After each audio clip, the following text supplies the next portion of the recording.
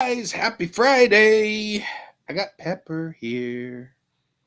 I'm a little bit So, back for some weird reason. I don't know why. yeah, I know. There we It's like go. I'll just move and shift my camera. there.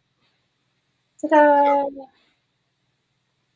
Oh, there we go. So, yeah, well, I actually did a whole lot yesterday, and I was going to talk about how I hated my life yesterday, but I got through it and mhm. finally have succeeded in getting things squared away the way they're supposed to be, and I am now finally prepped and ready to go, which Mhm.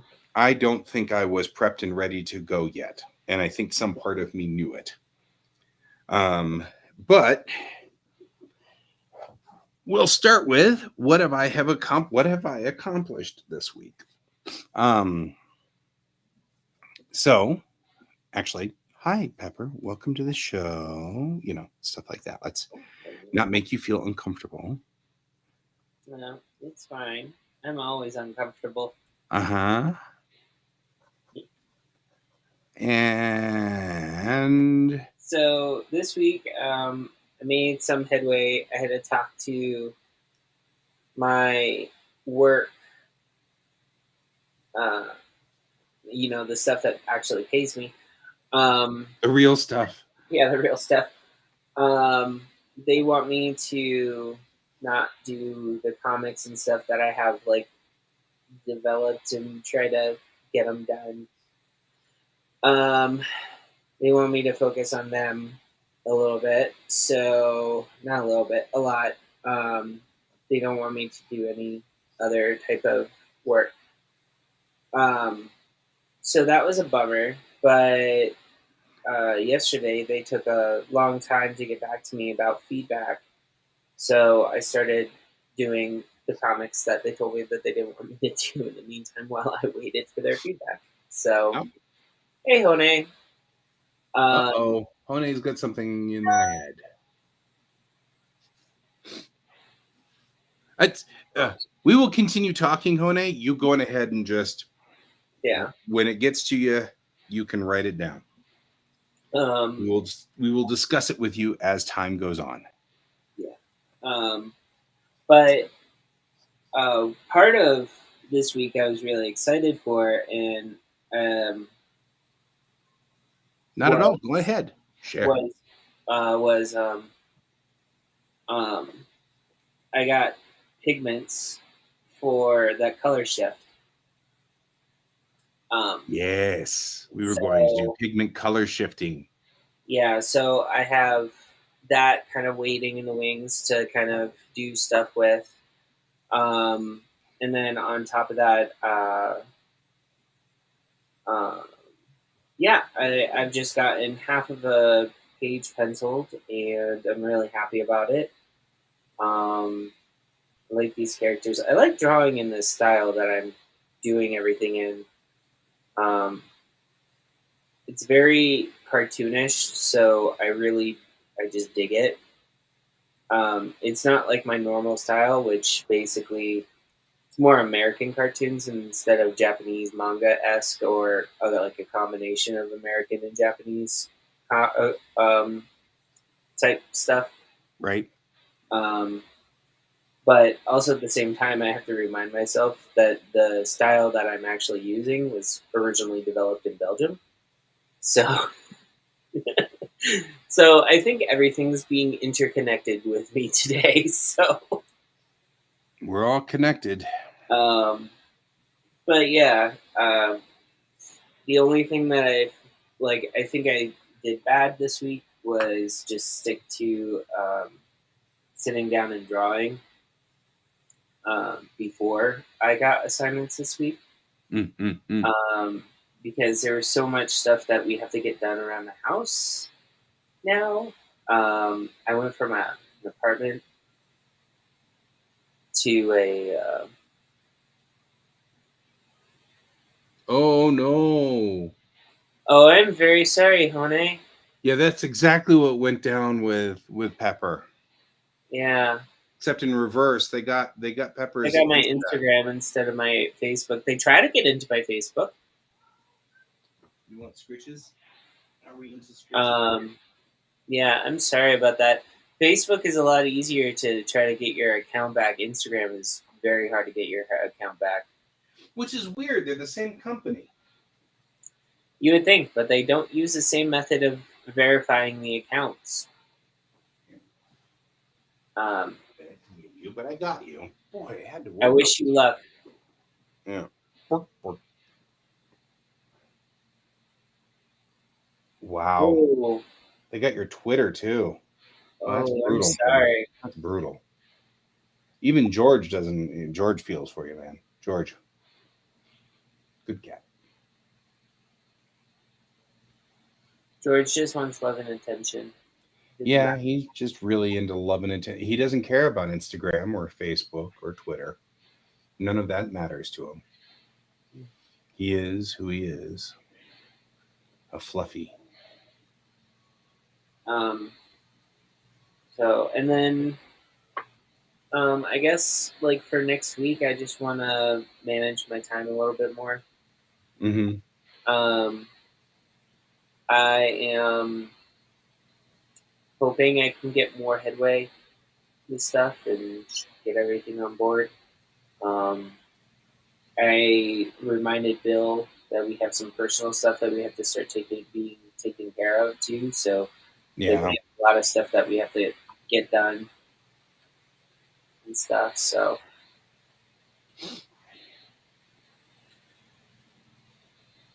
they changed the email and the phone number. Yeah. yeah, they changed my email and phone number, and Instagram blocked the hacker from logging in. Unfortunately, because they changed my phone number and email. I now can't get in because of it too. So I know how frustrating that is. You'd think they'd be able to revert. You would think no, but I can log in and everything, but when it comes to verifying who I am, it goes straight to the hacker. So I can't press the button. And when I Right. try to get support doesn't know. Support can't do anything because I look like a hacker at that point. Right. So, yeah.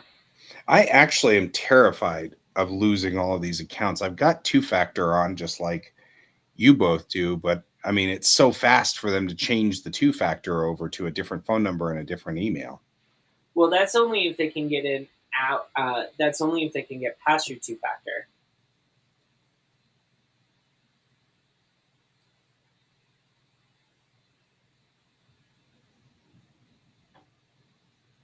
You have a Facebook headquarters? I'm like, wow, we don't even have a Facebook headquarters, do we? Yeah, we do. It's in California. Well, that's dangerous too, debate. Yeah. And how you look at California, I guess. Yeah. It's we have one. My brother-in-law used to work for it. Oh, well, that's useful actually. I didn't even know that. Oh no. And malware to boot? Jeez. One, what's going on? Did someone No. just hack into your computer? Is that how they got the passwords? Ooh, that would suck. Well, I mean, malware. Some people use it to hack into people's computers. Yeah. Well, if they get into your your password vault. Yeah. Oh. I'm sorry. Sorry, man. Yeah, that sucks. That really sucks. Well, we feel for you. I mean, not much we can do from over here. No, gotcha. Yeah, kind of. This is why you don't put your don't. I don't allow Yeah. my family to download anything on my computer. My computer is Bill. sacrosanct. Except Bill, because Bill's usually Well, download it. yeah, but Bill is higher qualified than you and I. Yeah, So if Bill wanted to put something on my computer, I'd let him do it because he's higher qualified. But like my kiddo, no, my kiddo can't touch this. yeah. Yeah, I don't blame Oh, you. It had a timeout. Timeout the PC. Oh, that's brutal, man. I'm sorry, honey. Wish there was something we could do about it. Sadly, we can't even get you a new computer or anything because we're just broke. We're all broke. yeah. Sucks. Well, the good news is this: as a comic artist, the stories always stay. They Hmm. don't go away. That's the important part. Yeah. And I say that because there have been a number of times where I've had to start all over at ground zero. And Oh, the other sad news before we get to Europe. speaking of ground zero, Yeah, Netflix. Their entire animation department was closed a few days ago, yeah, and Bone, which was in development, which I was highly anticipated, and I was super excited to see it come into an actual cartoon, was canceled. yeah. And Uh, I, was Netflix working on Usagi Yojimbo? they had a lot of high profile. Oh, noes. Yeah. Oh, noes. I'm sorry, Hone. Take today to rest, Hone. Take today to rest. Walk away from your computer. Walk away from your devices. Yeah. Just, Oh, just, just go somewhere. deep Uh, breath. Deep breath. Inhale the rain because it's probably raining. Um, you know, check any other type of thing that you want to make sure is secure. Uh, Yeah. and then just go outside and just like kind of leave tech behind for today. Watch Star Trek. Oh, wait, that just works on me. You could watch Star Trek anyway. Okay, what's going on with this burnout time, Hone? Uh oh.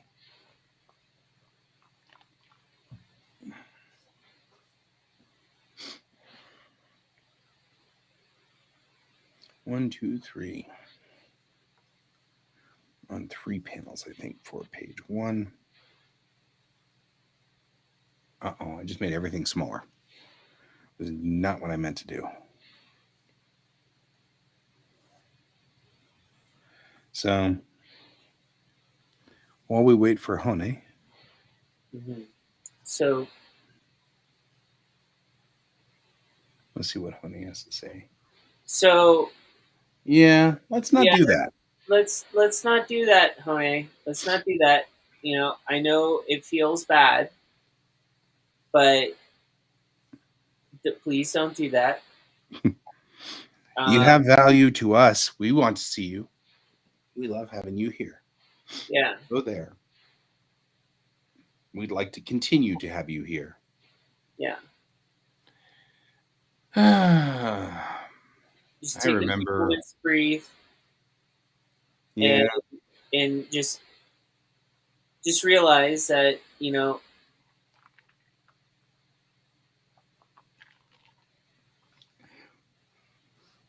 yeah, I totally understand that part too, Hone, yeah, and I think Guy does as well. yeah. I was thinking that one too. I've been thinking a lot about stuff like that. I mean, there's a lot of. I mean, what art means. So, probably should get a sketchbook. That's what I would do. Paper, pencil, just go sketch. Try to contact whoever you need to contact for work with the animation and stuff like that. Let them know what's going on. Mm-hmm. Maybe they can actually help assist you with everything. If they're a good employer, they usually do. Um,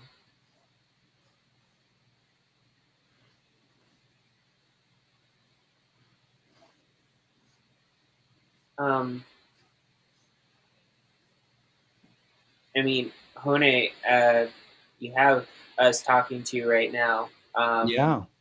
I don't. I would say that at this point,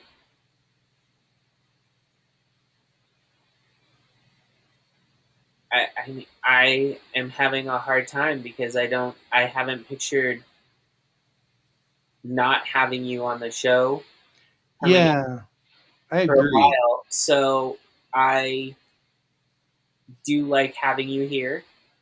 I know that this is a very hard thing to deal with, and trust me, I get it. I've had my accounts hacked. I've had my computer go through malware, and I couldn't even get on the internet or do artwork with it. And for like a 6 month time period, I couldn't use my computer for artwork until I got it fixed. Trust me, I've been there. Yeah. I've been through this. It You were through this just 2 months ago. Yeah. You were fit to be tied. And now, Well, I so corruption, the corrupt files, that's something we might be able to get fixed. That's a yeah. plausible thing. Just Um, make sure the machine's off for right now, and then there are people who can fix that. yeah. You could also contact the people who hired you for the animation work. If it's student animation work, contact your. uh, so I mean, everything again. It's, you know what? For some sometimes people, sometimes it works out better because you do something even greater than you did before. that's actually what I was about to say. There are times where I have had a better product doing it again. Yeah, Because I corruption. mean, and I, it's been horrible. I had the I had my core drives back there. Yeah, but they're not. Even though the corruption's bad, Well, if the wait, so is the program not even opening at all? I just want to make sure if it's not opening files or if it's not opening at all. yeah, this is the this is what happened to me. Yeah. So Well, no, I'm just trying to make sure that if the program's not opening up, um, corruption might be in the let program. me let me go get my expert. Yeah, let's say it's time Hold for on. messages from Bill. Yeah, let me go get my expert.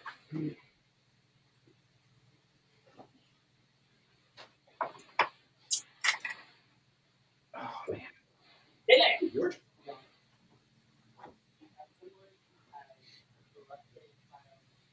If the program doesn't work properly, it may be that the file is okay. So I mean, that's plausibly savable. All right. Um, so that's actually probably a better sign. We'll have to see. Okay. So the file can't open and the program's not working properly. Hone has malware that was downloaded onto the computer, and has had multiple accounts hacked. Okay. So it sounds like there's definitely some Trojan in there. Yeah. Okay. Um, okay. So, Hone, messages from Bill is right here. What do you want to ask him to try to help the situation to give you hope?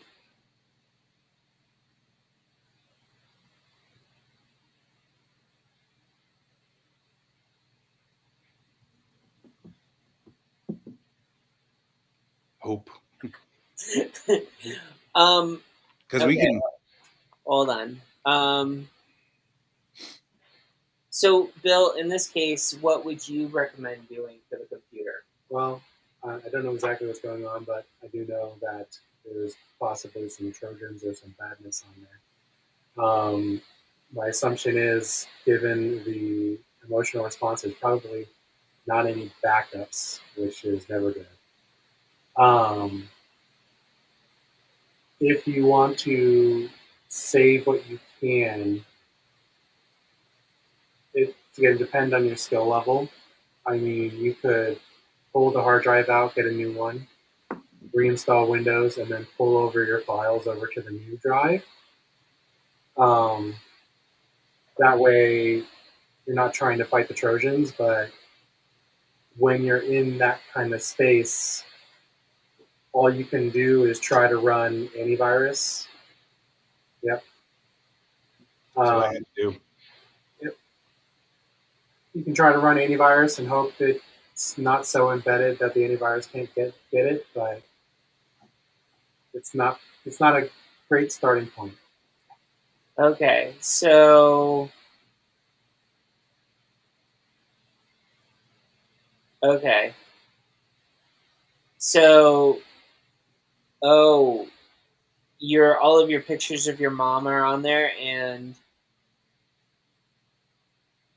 I mean, personally, my advice would be shut it down now, because the longer it's running, the longer whatever's on there is doing bad things, and the Right. more bad things it's going to do. So shut it down now. Well, I think, first of all, are there pictures of your mom on your Facebook account? Because if that's the case, somebody else can get to there and download all those pictures. So we can get to those and save them. yes, That's the Facebook account. I know, but somebody else can get to that account Yes, and but look at pictures. the Facebook account, you can get that one back.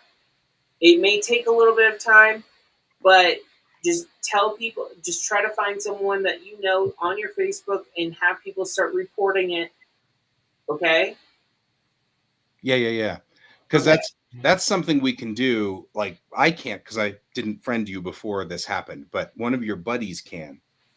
Get one of your buddies to go onto your Facebook account and download all the pictures because that's important. My mom passed in '02, and it's freaking impossible to find pictures of her.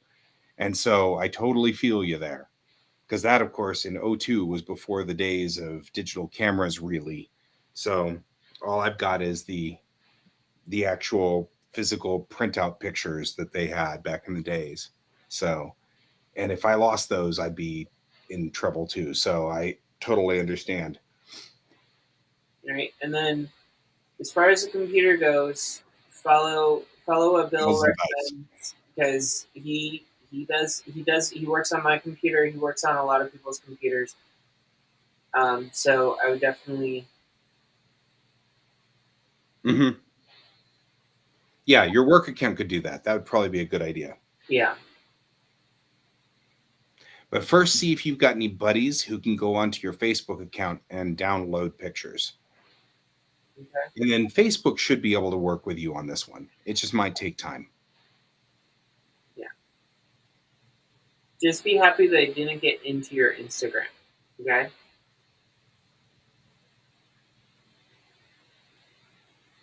Trying to find a brighter side. Sorry. So, Yeah. All right. Do you have any other questions, Tony, for Bill before he leaves? before we let Bill go back to work. Hi, Okay. Bill. Hi.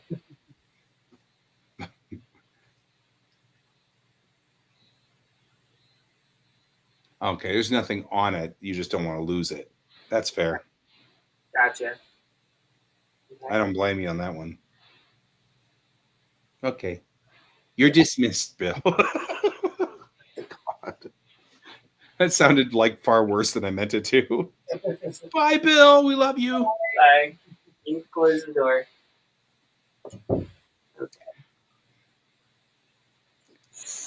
Yeah, it's not hopeless, honey. We can fix this. It just feels hopeless right now, but there are things we can do. I think one of the things, Yeah. yeah.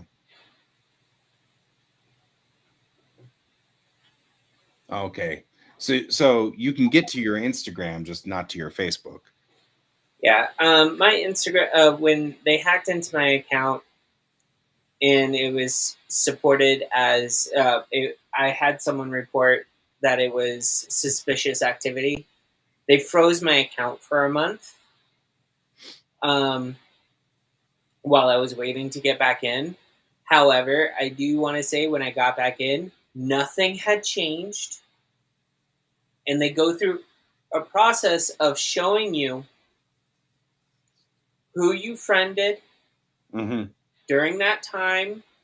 You basically select who you do not know. You basically go through posts if they've made a post. If you didn't do it, they delete those posts for you. If they posted anything, or if they commented on anything or anything like that, they go over all of that with you while that time was going on. So what you need to do is you need to have patience with them, because Yeah, it takes it's time. going to take time, They but don't. time Yeah. is fine. Yeah. So I mean, I did this with my mom's Facebook because I made my mom's Facebook and then forgot the password because my mom Facebook didn't exist when my mom was around. And so I made it because she had many friends whom never knew what happened to her. And she died suddenly. And so I was afraid a lot of people wouldn't know what happened and I didn't know who to contact. So I made a Facebook page for her before there were memorial accounts. And now Mhm. I want to make it into a memorial account and I can't remember the password. So what I noticed is that I went through there and tried to do that.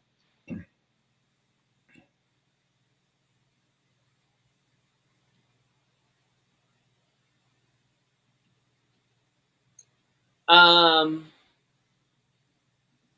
So so as far as like, I don't know legally what you can do. That yeah, is by country basis, I believe. country to country. I know in America we can't report this type of thing to the police. No, Um, I mean, you guys in your, I know, honey, you're in Thailand. Thailand. I believe you guys can actually do something along those lines. Morning, Colton. You should get online for artist check-in. So, Looking pointedly yeah, at you. I would just ask your sister to go with you to do the Yeah. report and start with there. See if they actually have someone that can help you with your computer as well at the same time. Okay, so they can, but they're not going to. The police. Oh, well, I mean, yeah, it's a really hard thing to track. Like, unless you have people dedicated to cyber stuff. Morning, Cat. Morning, Cat. You could join us too if you want to do artist check-in. Um, If you're open to it, Kat, you don't have to. I am going to talk a lot about you today though, because you made major waves in the way I do stuff. And so I did an awful lot of changeover. So just so you are aware, you well, will be talked about today. yeah, and then yeah, I don't know what else to say. I can I think with Hone, I hope everything works out. Yeah, keep us posted Keep us posted. so that, Yes, for so that sure. we can keep I want to help see you you on out. the show next week with any If you got to start the thing is um the thing is, Hone, if you've got to start all over, the best part about this is the bright side on this one is all those things you're like, I probably could have done better. You can. That's the thing I always look at whenever I have to start all over again. I had that the other day. I did an entire page and forgot to hit save because Clip Studio Paint has to stall and everything whenever it saves. So I turned off autosave and forgot to save. Went to bed and my computer restarted throughout the night to load or to do an update. Lost the entire page, about 3 hours worth of work. And I was like, oh, this is so horrible. But on the redraw, I was like, you know what? I didn't really like this part or that part or whatever. So pain in the butt to have to redraw. And I'm not talking, there's a difference between 3 hours and multiple months. However, you'll go faster the next time through. Everything goes faster the next time through because you've already been down the road once. So, you don't have to poke through and figure out stuff. That's a real plus. That's it's a bright side if you've got to do it over. Let's not. if we can avoid it. Let's see if we can't figure out how to fix it. But if we can't, there still is a bright side to it. Go ahead and talk to your doctor, Hone. You'll definitely need support today. I Yep. know the very first day that I had everything go through with the hacking and everything like that. Trust me, I was not the best. Yeah. Yeah, wasn't it's never good. Alrighty. Well, I'm glad that you should be fine. I hope you continue to be. So, And you always have a home here. You know how that goes. Always, always, always have a home here. So, I don't know where Colton went. I just said something to Colton and then he vanished. Maybe he'll join us. Okay, so let's get back to artist check in. We checked in on Hone. Make sure you check in with us next Monday too. But we know that you're still here and still with us. What about you? You should join us. Get on here, lazy bum. It's because I love him. Oh, doing something. Okay, I don't know. I'm just making noises now. so I thought Kat was joining us. She said, "Yeah, sure, haha. I'm not doing much, doing any." It may take a minute. That's all right. Okay.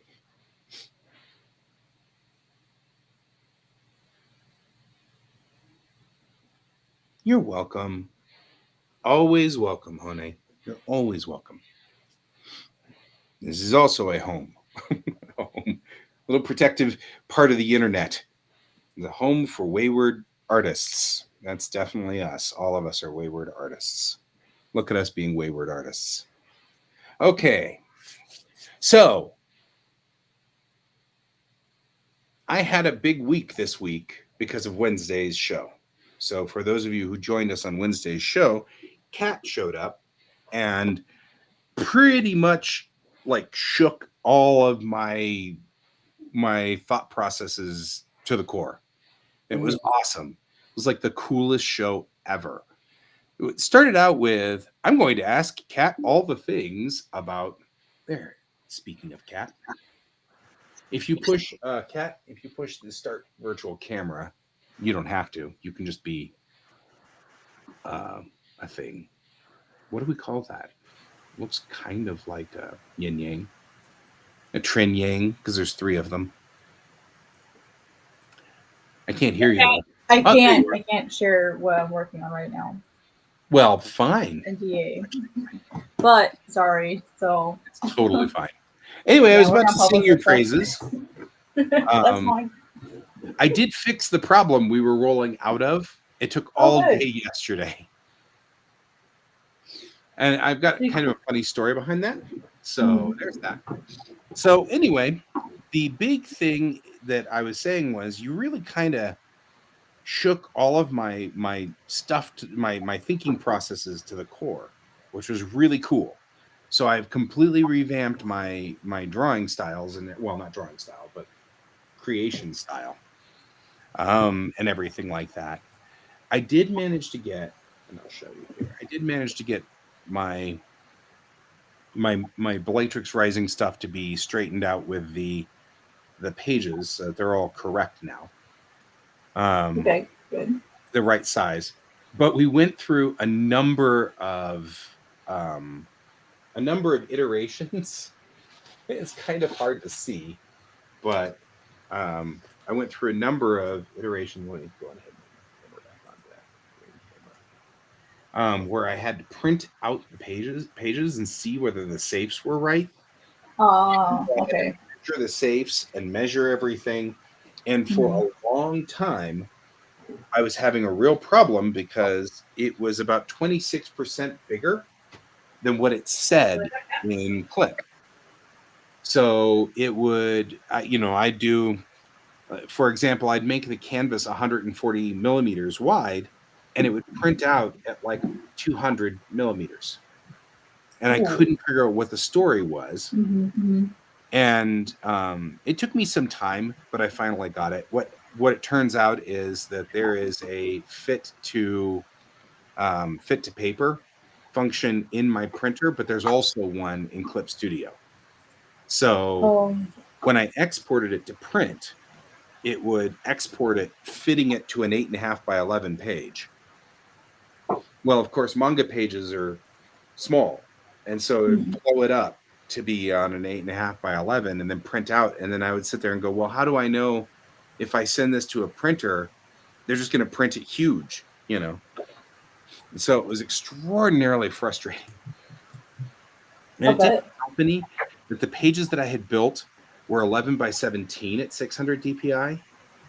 And really, I need to be working at like 5 by 7 at 600 DPI. So I fixed that and just aligned everything. But now these pages, they are dual.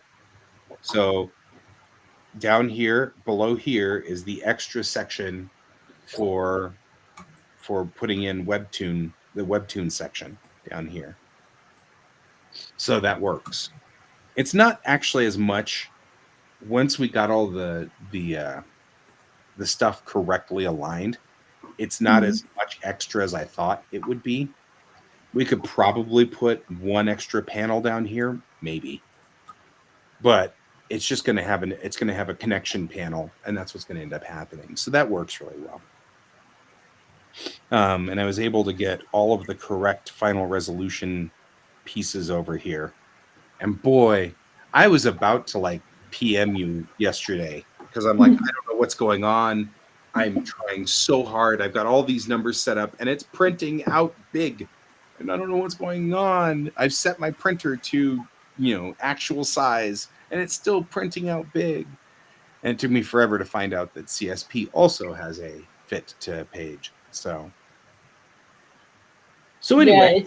Yeah, it does. It's just gotta, and that's the kind of the annoying thing about the export system is it is a little confusing. It's not super intuitive.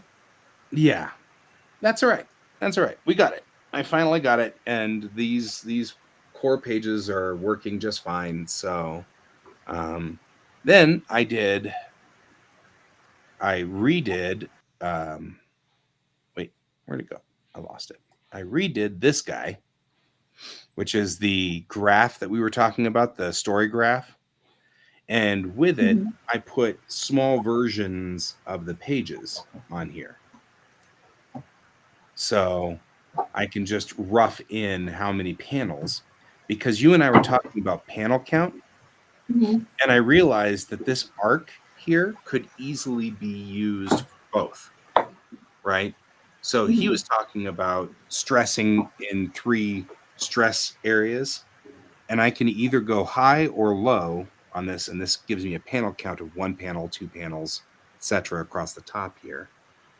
And then each one of these represents a page.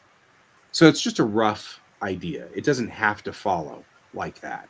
I mean, I don't have to, but I like having a little bit more structure in my life. So I felt very unstructured. So this helps a whole lot. So anyway, that helped. And then all of the things we were talking about with, there's Colton. Hang on real quick. Colton's joining us too. So all the things that you were helping with on this, really useful, Kat. Thank you so much. Nice. Good. I'm glad. So yeah, I mean, and then all the things you were talking about by the structure of manga and how manga is set up, that was earth shaking too. So, really, all the things, I just was like, oh, that's so cool. I didn't even think about that, and stuff. Anyway, it was a lot of information. I was very overwhelmed, everybody. At some point, hey, Brian's here too. Look at this, full house. Oh my! Hey, Brian, welcome to the show. How are you doing? No, I'm doing good. I think we need to make sure we label people. I feel like we've got so many people on here. We probably ought to label them. So anyway, I just wanted to say, thank you very much for helping me out there, Kat, because that was really cool. I would love to have you on the show again to talk just structure and theory behind manga. You know how we were Yeah. talking? You were talking about all of the bits and pieces, like Yondangumi and Sandangumi Mm-hmm. and things like that. I feel like we should have a show dedicated just to the structure of, right? Yeah, there's a lot of like little stuff that isn't common knowledge because usually gets like lost in translation. Yeah. And so, yeah, a lot of that stuff could be probably helpful for people making manga. And like, you don't have to do Sandangumi or Yondangumi or all that particular stuff. Like, you don't have to use all of those things to make manga. It's so varied, but it just kind of helps just to kind of know like what the I don't want to say standards are because standards isn't the word I'm looking for, but like what some of the terms are, what the options are. Mm-hmm. I guess would Yeah. be a better word. Yeah, I mean that's it really I go for a walk every day with my buddy, and I was telling him all about this yesterday, and he had said sometimes you need to learn the rules to know how to break them. I Mm-hmm, thought that was a great quote. It was very wise. It's because you had said you can tell when people don't know the rules because things are willy-nilly. There's no point behind it. But then once you explained all those rules, I could see exactly where, say, Mikimoto was um, mm-hmm. breaking in and out of those rules. So I thought that was just really cool. So Well, I'm glad it was helpful. yep. And so I also think that my scripting is probably going to be more interactive now Mm-hmm. with the actual episode. So I'll be writing because I've got the scenes already written, but they're all over the place. So like Mm-hmm. some of them are really long, some of them are really short. And now that I'm looking at more of how I want to design the layout, things are coming out better. So for example, here, I've got sort of the layouts going out here on these, and it's giving me more of an idea of I only have 3 panels on this page, so probably ought to tone down the amount of chatter going on. Mm-hmm. And this, of course, is the important impact page, so to speak. Yeah. So cool. So what are you working on, Kat? That I mean, you don't have to say what you're working on, but what's your plan for this week? Well, this week I've been working on publisher NDA stuff, so I've done almost no work on my content. I've got 152 pages that I'm lettering for a publisher, so that are due in like 3 weeks. So I've been Gotcha. working on those. If I get a chance to work on my stuff this weekend, I'd like to get. Oh man! So I just realized between this week and last week, I'm literally still on the same page. Yeah. Of my content. That's how little time I've had to work on my stuff, and you guys know how I am with my working. But yeah, so my goal this weekend is to get that 2 page spread done. Got one panel left. I need to get that one done. I'd like to try over the next week to get that spread done, and then maybe the next one, so 3 pages. Technically, it's like 2.5.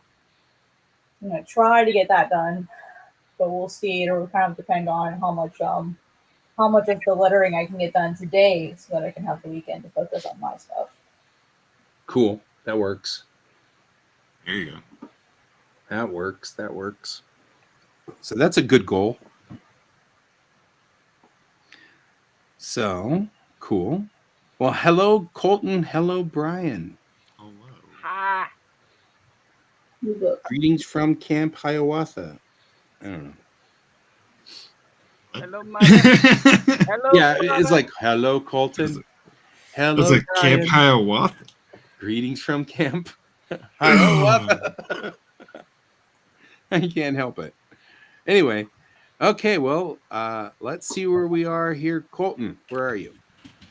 I'm just picking in order of people below me, and we've already talked to Pepper and where Pepper is. So, Oh, what we're doing for the week? yep. Or finishing up for the week? What's your story for the week? Before we get into some kind of Just homework. off discussion sort of thing, homework, huh? Yeah, I got fabric studies this week, and then we're doing they finally introduced one of my finals. It's going to be like a 3-4 week final.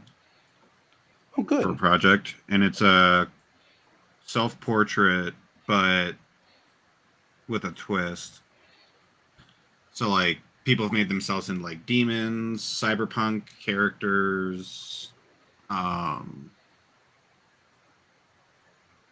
werewolves, things like that.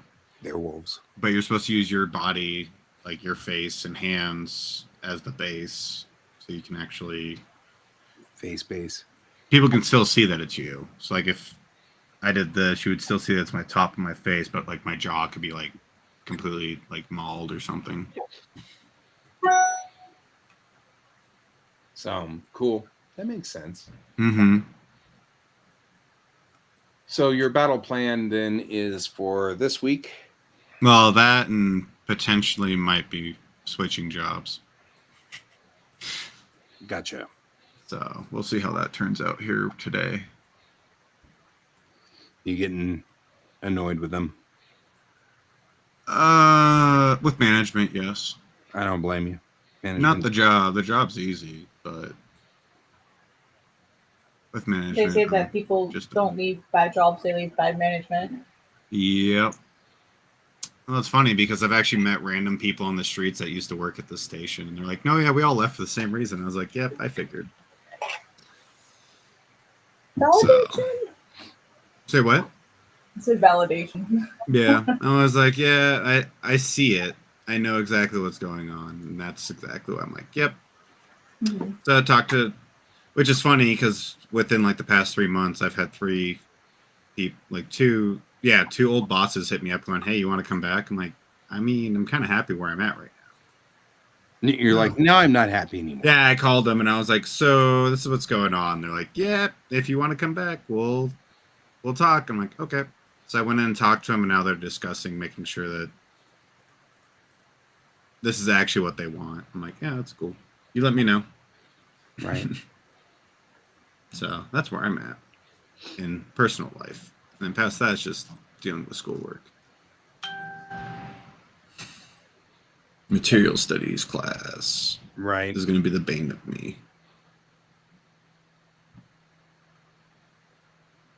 So, okay, cool. How about you, Brian? Next. Hopefully. So I'm starting page 28 today. So I technically have 4 more pages left of this issue.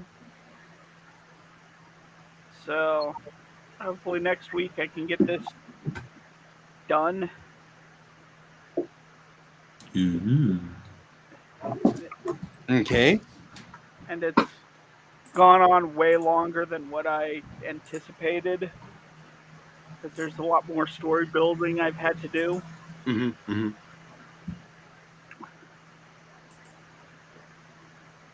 And it's, yeah. So there's a lot of stuff going on and stuff. Well, I need to make the secondary characters more, like, I need to show more about them so I can get some more impact going. And I also need to show that the main character is not just a blazing asshole, which so far the main character's just been a blazing asshole to everyone. There. I've been noticing that with a lot of, middle finger stuff on her shirt. Well, that's because she doesn't want to be there. Like, she is out to offend everybody at that unit because she wants to get thrown out. Right. I follow. I got no problem with it. Just observing.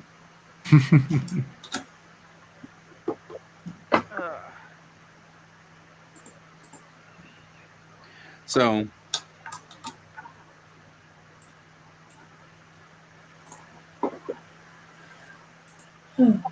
anyway, that works. That's a lot of notes. Yeah. I'm just going in here and just doing panel layouts. Yeah, layouts. throwing bubbles in. So many bubbles. So many bubbles. Trying not to type because I have a mechanical keyboard, so I'm throwing all my bubbles in first. That way you guys don't have to listen to my incessant typing. No, right? Yeah. Very appreciate heavy mechanical keyboard. I love that sound though. That's me. Oh, I hate ASMR. It drives me nuts. And so I try not to do it to other people unless they like it. But for like a conversation like this, I wouldn't like do that. Right. I mean, thankfully, these 28 pages don't have like a ton of lettering. So, and they were able to give me the high res pages, which is nice. I just had to do it twice for both their RGB and their CMYK versions. So I guess technically it's 304 pages technically, but I can just literally copy paste. That's what's nice about Clip Studio is if you throw all your layers into a folder and then you copy the folder, it literally just copy pastes everything inside that folder. So I can keep moving stuff. Mm-hmm. Yeah, that's what I do when I have to. So I usually just pick one version. I do that one first, and then I just open the comic file for the other one. I have to make the comic files because they work in Photoshop and I work in Clip Studio, so I have to make the comic file for each one, which is really easy. Just open the PDF and it'll make it like the automatic size you need and everything. It's fantastic. It's really great. And so usually I just CMYK, copy, RGB, paste. Go Right. to CMYK, copy, go to RGB, paste. And it, because they're all the same size, it just smacks it exactly where it needs to be. I just have to be sure, because I've noticed sometimes like they got cropped differently, which I guess if they're using Photoshop that might happen. It's weird, but batch processing people use it. It's there for a reason.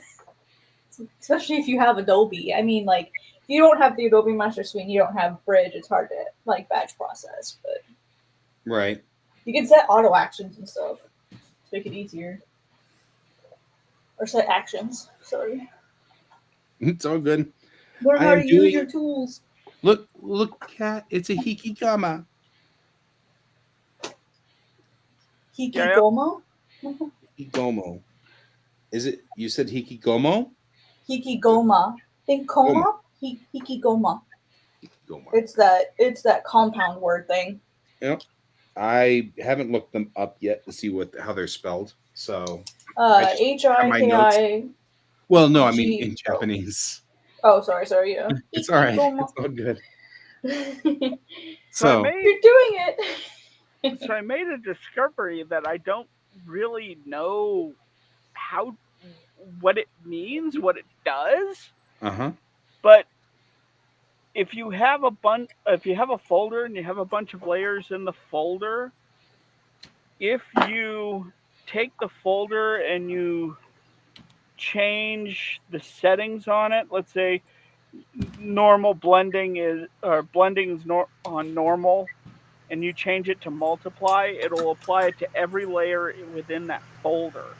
Yep. Mm-hmm. And I made that discovery last night on accident with all of my word balloons, which caused about 15-20 minutes of me panicking, going, "Why are you doing this? What's going on?" Yeah. It's funny how so I did the same thing. I discovered that you can set the entire document to monochrome. You did? You just found that out? Well, okay, so what happened was on Wednesday, Kat and I spent time working on story mode. Right. So I actually have all of Bellatrix Rising here in story mode. So this issue is ready to go in story mode. So it's built in here with all of the correct proportions and all of the correct things. And we're going to build out of this document because I wanted to do that. But I've never done that before. Oh, okay. I was going to say, I've been doing that for Gerard. Yeah, but I've never done it before. We're doing that for this animation project we've been working on. I've been doing all the backgrounds, just monochromizing all of them. Right. And it looks really clean in Clip. Right. So I hadn't done that. And so I've never done that before. So I set the whole thing for monochrome, not thinking about it. Mhm. Then I tried to do these pages, these sort of setup pages, which it's kind of hard to see, but Uh-huh. I've got it right here, where it has, all the characters' color codes over here on the left, and a generic set of black and white color codes over here on the right. And I didn't think about the fact that it's blue line, right? There's shades of blue in here all over the place. To me, I'm just like, well, no, I'm doing a monochrome comic, so it makes total sense not thinking about it, right? And then all of a sudden, I bring this in, and I'm trying to do blue lines, and they're all coming out in shades of gray. And I was like, what's wrong? Why is this not working? What is going on? Yeah. What's happening? It was so brutal. And so now we've got it straightened out. We're good. But yeah, that was the thing. I learned a whole lot. So having Kat on the show was great because I got a lot of stuff started. But then I went and dinked with it after I got off the show and did not, in fact, have somebody to help me. So then I was like, oh, and I started setting fire to everything. It was just like, whoops, this isn't where I wanted to go. So we got there. I'm good now, but I spent yesterday trying to get the pages set up straight. What I was doing was I had been setting up I needed to set up this page here to be correct because when I had imported this page in after setting up the master pages in Clip, the pages were the wrong size, and I had made these pages as a JPEG to just be the base of everything, so they were all 11 by 17. So I had a feeling that they'd be out of proportion. Once Clip Studio set up at 600 DPI 5x7, I had a feeling it'd be 3 times over. And that wasn't the problem. The problem was when I shrunk it down to put it in the background, none of the lines matched up. So, it wasn't the same proportion, top to bottom and side to side. So I had to go all the way back. I literally pulled out my ruler and I started measuring my Macross, the first manga, and measuring where and measuring the page height, page width, and then writing that down, and then measuring the inside safe and writing that down. And then I knew I wanted to add a slight canvas size larger so I could put in all this side stuff on either side. And no matter which way I did it, it always printed out wrong. And I was saying this before you guys came on. It took me most of the day to find out that Clip Studio was fitting the page to an 8.5 by 11 page of paper. So every time I printed it, it came out 26% larger than it was supposed to be. So I'd print it, I'd grab the ruler, I'd measure everything, and instead of 105 millimeters wide, it was like 170 millimeters wide. And I'm like, yeah, why is it doing this? Finally, I have verified that these pages will print correctly with the right proportions, and they will go out the way they're supposed to. And I verified it 2 different ways on my printer, which still had like an error rate. And then also I verified it by exporting it as a JPEG and then bringing it into Photoshop and measuring it with the ruler tool. So I have verified that everything is now finally accurate and correct, and my old version was off by 10 millimeters. So I'm kind of glad I did this because it would have printed weird, ultimately. So anyway, there we go. That's where we are, and that's what I did, and I'm all happy. It was a big week for me. So anyway, that was cool. I'm excited. Cat really changed everything I was doing, which is awesome. Not always a bad thing. Well, most of the stuff that we talked about on Wednesday was stuff that I kind of knew instinctually, but didn't know or wasn't. Didn't know you knew. Yeah, didn't know I knew, and so because of that, I was just kind of throwing it in there willy nilly, and sometimes I'd do it right, and sometimes I would do it wrong, and stuff like that. But like as an example, one of the things that Kat had brought up on this one was the this two panel setup, this one here and this one here, which is a lead panel and then a reaction panel. And that was something I had been doing, but not intentionally. I just kind of did it. So I didn't know. Anyway, so I was like, I think that's right. But now I know exactly what I'm after here. So it's adding a great level to this comic because now I'm actually able to do things that I hadn't thought of before. So like this, it drops down and extends out into the safe, which then makes it stand out. Which one? This panel here. You can see that this panel is dropping down past the safe and out past the safe on either side. Because you can see the safe is right here. Oh, right? That's what you mean by safe. I'm looking for like an actual like money safe. I'm like, what are you talking text about? safe, your text safe or whatever. So this is what we were just talking about. It is called a hikigoma, and it's like a draw. It's drawing you into the next panel, right? Mm-hmm. And Yeah, that's leading this panel. panel, which is the reaction panel, called the Mikuri. I wrote all this down. It's very important stuff. And this panel here, I'm going to bleed all the way out on all sides. So anyway, yeah. Cool. And this then will allow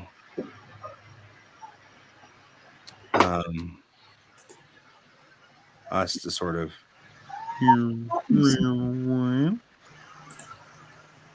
there we go. So Is Casper there with you? No. there we go. So yeah, I'm just having a discussion between these two characters here, and that'll be cool. So there you go. I'm actually pretty excited about some of the stuff that I learned. It was very cool. Good. And you were talking, Kat, about Sandan Gumi, Sandangumi, yeah. Sandangumi and Yondangumi. It's actually funny. I had brought up a page of Urusei Yatsura, and I was looking at it, and I was like, "You're right. She does everything in Yondangumi. I can totally see it." So, Okay, Yeah, for I'll the see it rest now. of the for the rest of the class, Sandangumi and Yondangumi is two different styles of doing manga. One, it's bases on three It's a grading squares or system. 4 squares is what it's talking about. So let's see if the teacher approves of the students' discussion here. We will discuss it real quick. So you can see on this page here, if you've got, and I actually noticed it with the markers on the side of the manga paper, it's designed for it. So Sandangumi is set up with, if you were to take 3 boxes like so and just break them into quads like this, then the manga will be, I'll use red for example here on this one. The manga might be a box like this with a box like this and then a box like this and a box like this, right? They may set up their pages in a way that fits these boxes in some way. All of their boxes will be sort of, the panels will set up like that, right? And they don't necessarily have to be like even boxes. It could just be that it's, like say It's sort like of the rough zones that they're yeah. doing. No, I gotcha. Yondangumi then is the same thing, except it's using 4 boxes for that same process. So we'll go here, and it if you do this, you've got 4 boxes like so. And that's what they're kind of talking about when they talk about design and layout as to whether you're on Sandangumi or Yondangumi. And this is an older style, this Yondangumi. So you'll see the older artists tend to use this style of box layout as opposed to the younger artists who are using Sandangumi. So it's kind of like it's us when we do 6 panels. It's 6 panels versus 8 panels. No, Yeah, it's it's with our grading system. Like in comics, the traditional grid is 9 or 3x3. So it's Yeah. just, and you tend to use like that 9 box grid as sort of like your base Mhm. or where you want things. And some people prefer like the 6. They prefer maybe 2x3 as well. Like there's different comic artists have like a different grid that they tend to use. But like the most basic grid in comics is 9x9. Right. Yeah. The most So- basic grid. Well, that's what we're kind of talking about here. And actually, I was noticing. I was gonna say though, isn't though they're for specifically Japanese like mangas and whatnot, that grid also changes because it depends on how they want to read it as up and down. Like the 4 panels on the left are literally 1, 2, 3, 4, and then you come back up and then you're 5, 6, 7, 8 for the second column. I feel like we're getting kind of caught up on the grid. It's a grid. You can make your panel like this, and then make a panel. Well, I'm just saying, no, I know, but based off of like, not art, like so. Westernized comics read left to right, and they keep that zigzag pattern. Right. There Well, are a and lot they of go Japanese this way, comics, too. though. There's a lot of mangas out there, though, that will literally do that kind of grid that you have there.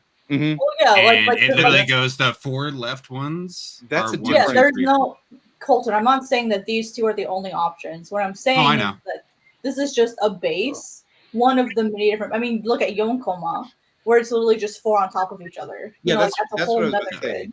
You're talking about Yonkoma, which is a style of comic that's like our comic strips. What I'm talking about is when we pull out, say, good old fashioned. Hang on, real quick here. We pull out. This is Urusei Yatsura, right? This is Lum, as they say, but this is Rumiko Takahashi. So she usually does her grids. If you look, her grid here looks clearly like there are 2 boxes here and 2 boxes here, right? So she made this take up the top 2 boxes, or the top 4 boxes, right? And this one took up 2 boxes, and this took up 2 boxes. So she's doing clearly a grid that is effectively 2 across and 4 down, right? She's messing with it a little here. I mean, you can see like clearly here and here, those are different panel lines, right? But we take, let's say, then in comparison, we take Macross, right? Which is one of my, and this is a more recent comic.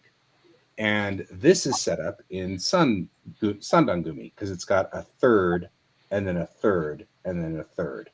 So it's just a matter of how you kind of want to grid out the panel lines here. But this, it's just a matter of what are your breakpoints in the page.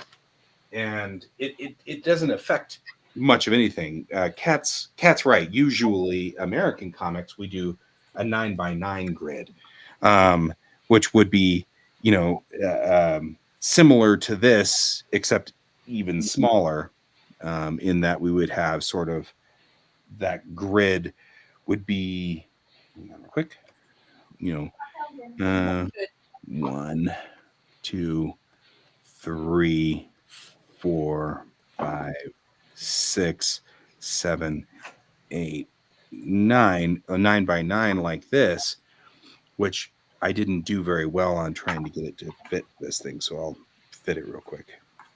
So more along this line right here. Wow, that sucked. But you get the idea. So the concept here, of course, is that with this, we would tend to put our our boxes sort of like this, right? Is kind of what we're saying. You know, this is sort of the way that we would kind of set it up. And that's why we get panels, like you can see it in the difference between the way the panels are laid out, because in American comics, you'll get these sort of long panels with a short panel next to it, or short panels with a long panel next to it. Or this is one big panel up here, and we get two panels on the bottom. You know, like we get kind of that setup. So it's like, that's what we're talking about when we talk about the grid. It's not like it's something everybody sticks to 100%. It's not a rule. It's just something that you can tell the feel of each comic is slightly different. Like I can really feel what Kat was talking about when I read Urusei Yatsura from 100 million years ago, you know, because this is from the 80s, right? Like 80, 81, 82. And you can really feel that style in here when you look at the pages. You really can feel those, that 4 up and 2 across feel here, even when it's all the way across the page. You really can feel that. That's all. Hard to explain. Sorry about that. No, you're good. Kind of an odd concept. But we have a similar one here, so. That's why I took you off track because I was like, what? But that's also a thing here that they do. Yeah, right. well, and that's the thing is we have a similar concept. It's just they've got more variations of it. I think as far as like what's considered normal, we've got more variations.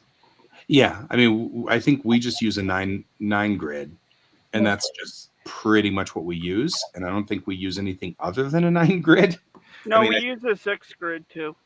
Oh, is that standard? Yeah, that's a standard grid because it's 2 panels up.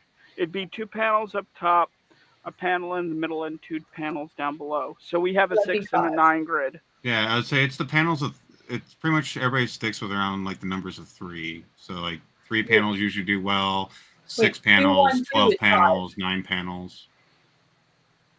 I would not do a 12-panel comic. Holy crap! I think they do 12 in Sandman or Watchmen, something like that. They do like the max they can get on there. Mm-hmm. Oh, Watchmen does the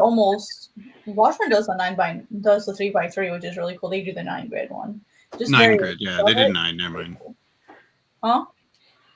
I think it's 9. Yeah, 9 was their max page. Like they did multiple pages where there was like the max number of everything that they could go at.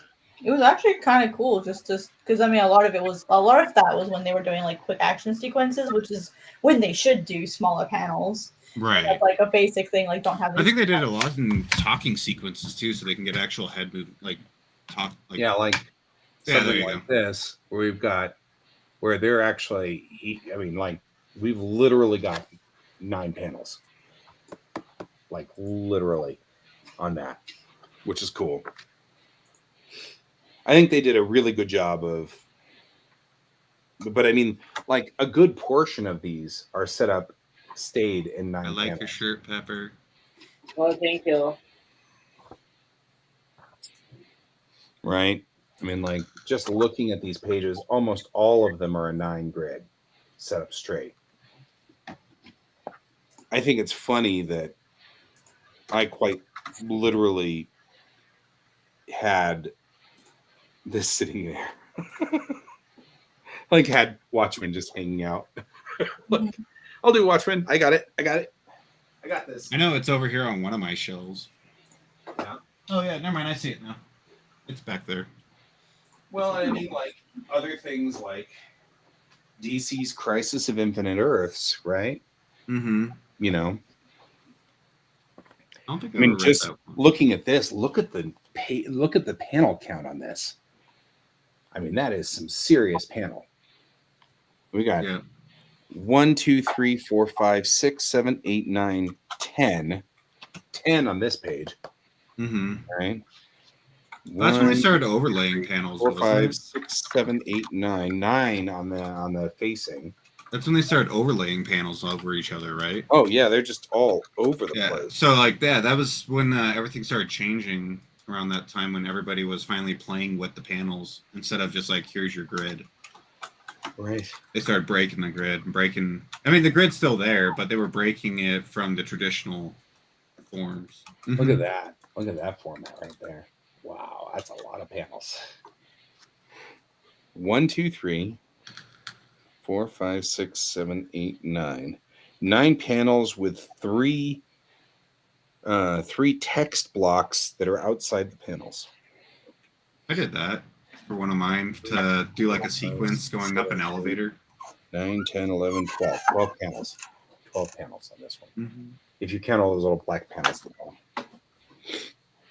So anyway, I feel like that's one of the reasons why American comics are much denser. I also feel like why they're lower, the quality of the art tends to be lower.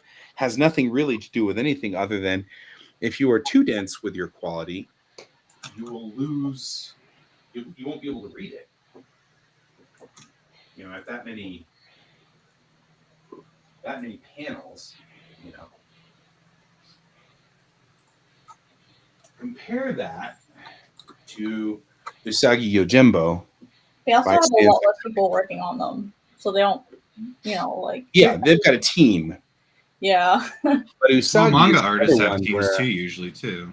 That's what I'm saying is manga artists have teams, so it's not like one person that has to do all of it.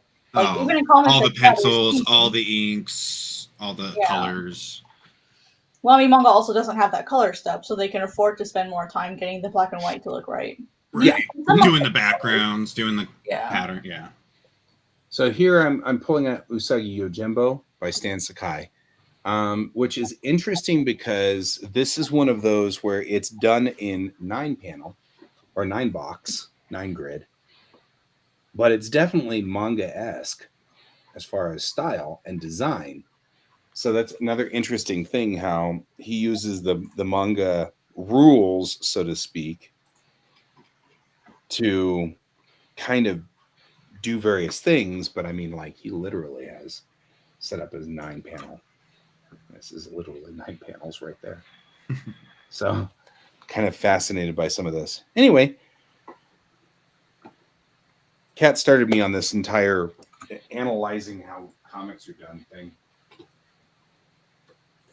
which is cool. So anyway, there we go. I have now brought up many things. That is me talking a lot. Sorry. All right. So anybody else want to talk now? I did a lot of the talking.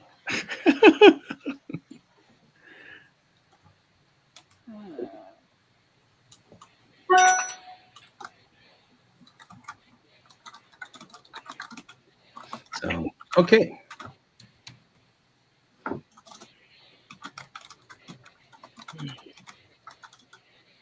Speaking of panels, we have 5 panels, which is kind of cool.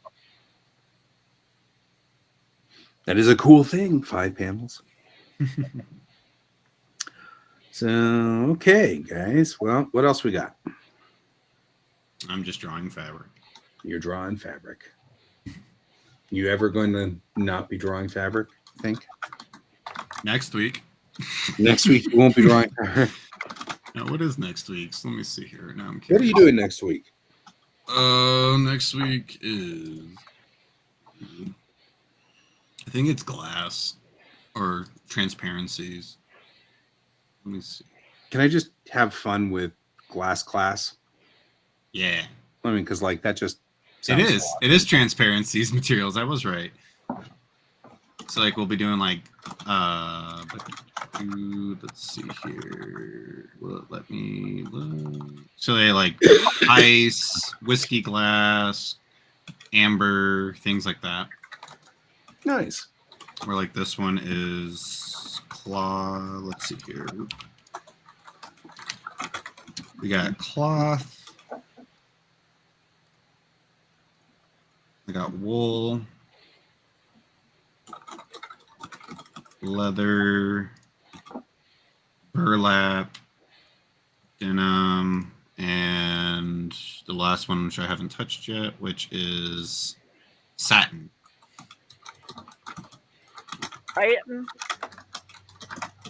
Satin. Like Satan, but different. Yeah. Shiny material, shiny fabric. Shiny fabric. And tiny bubbles. Yeah, I was about to say tiny bubbles. I was going to go there. Tiny bubbles. Because we're 10. Because we are 10. Yeah. So that's cool. You got a lot kind of going on there. Mm-hmm.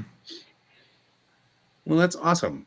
So my goal for this week is to finish this hybrid thing. I mean, since this morning I've done 2.5 pages, so it actually is working really well. So that's my goal, is to finish this, because if I do, I can go on ahead and just start making the episode pretty soon here and start rolling out pages, which would be great, because I think that Brent has been waiting for me to roll out pages for a while. He's not the only one. Yeah, I know. Brian's been waiting for me to roll out pages too, with big eyes, big Brian eyes. Oh, I thought we were talking about the movie. Accusational pointing too. These are all important things.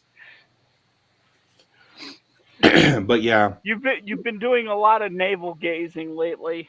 yeah. Well, but I feel like we are better off because of it. So there's that.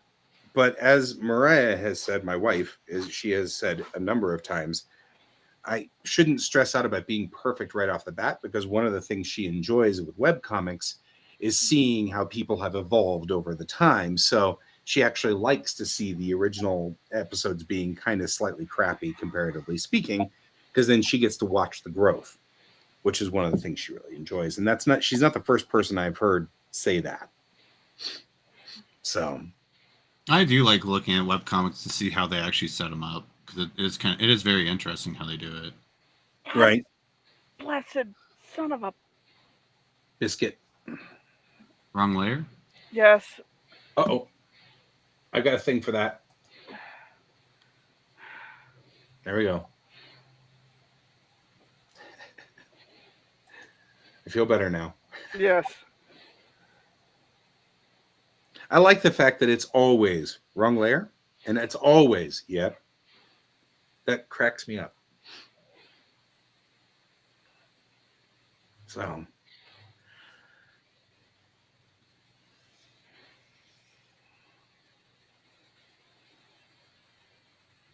okay. Weird proportion issues. We're just going to keep working, I guess.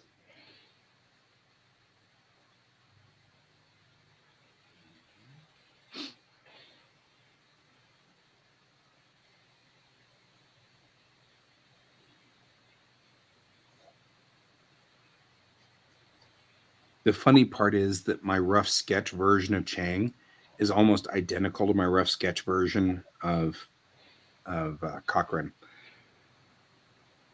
Character design isn't very different. I've got to remember, though, that she's not carrying a mug. This isn't a mug. It's a bulb. It's an important thing. One of the reasons I actually like to model everything in 3D is that it reminds me of that between panels. So I need to model more. That was one thing I just realized today. I was doing stuff and I saw a few models and like, oh, I could make that. I'm like, wow, I haven't done any modeling in like months. I really need to get back into it. yeah.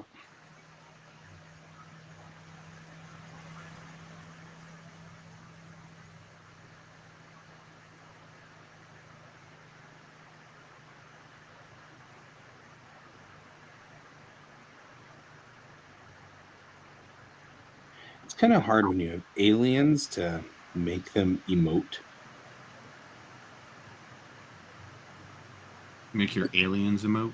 Yeah. Like, this guy's in a little, like, spacesuit thing, right? He's in a pressure vessel because this particular alien lives in gas giants.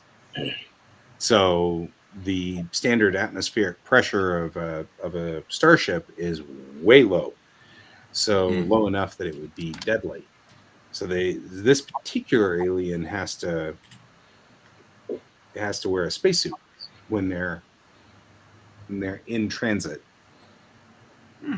which is fine. There's nothing wrong with that. I built a little spacesuit that has actually the same sort of design ethic as the uniforms, so that you can still see the color codes and things like that of all of these guys when they're in there, so you know what uniform they're wearing and It's like who they Tali from are, Mass Effect.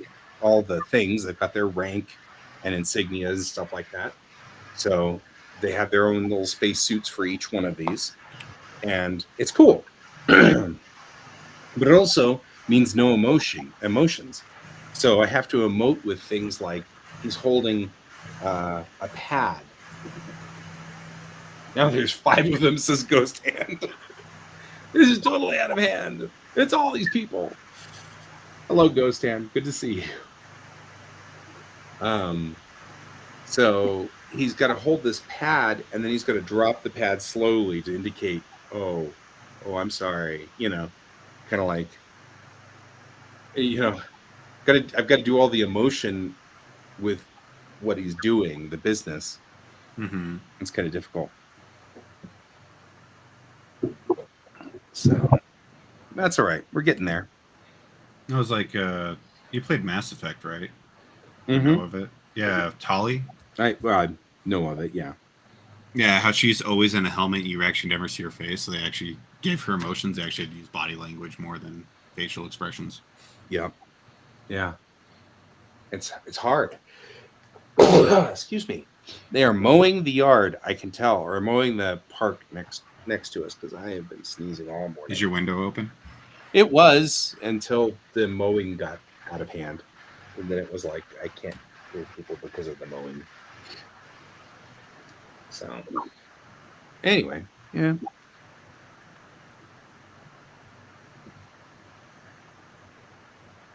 There we go.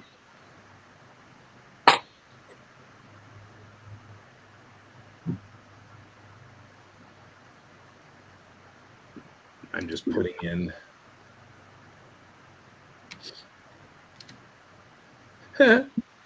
Ghost Hand saying that they put the Tally's face in the third one as a photoshopped stock model picture. I assume that's part of the joke. No, it's yeah.